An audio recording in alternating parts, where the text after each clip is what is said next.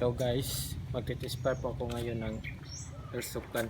Ito po ay KGW na KPO6 high kappa.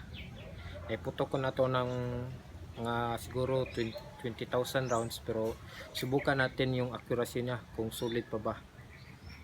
Ang target po natin is yung plastic na spoon, yung disposable. So kung nakikita nyo, yan yung target natin. So start is wag natin kalimutan magsuot ng eye protection kasi yung ibang bala is bumabanda pabalik. So yung target is yung mga spoon na. So i-zoom mo lang natin para makita nyo. Yan, chocolate lang, zoom ko muna. Yan.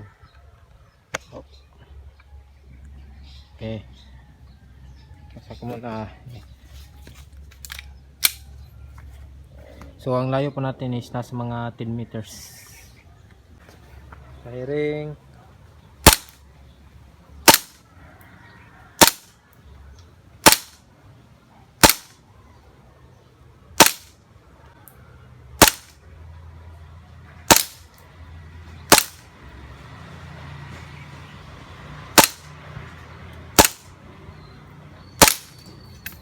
Yun.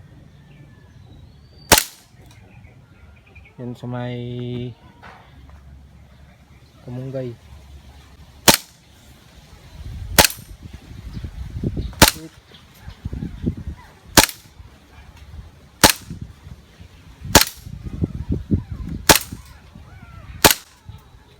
Busin ko na lang tong bala.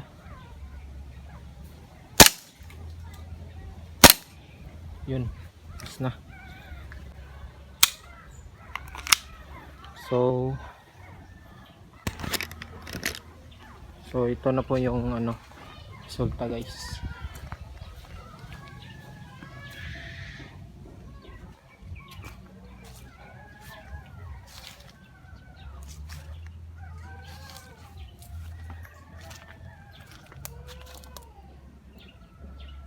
Kapsing lang.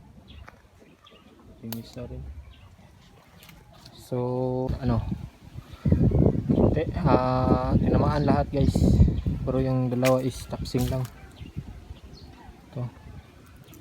So far so good.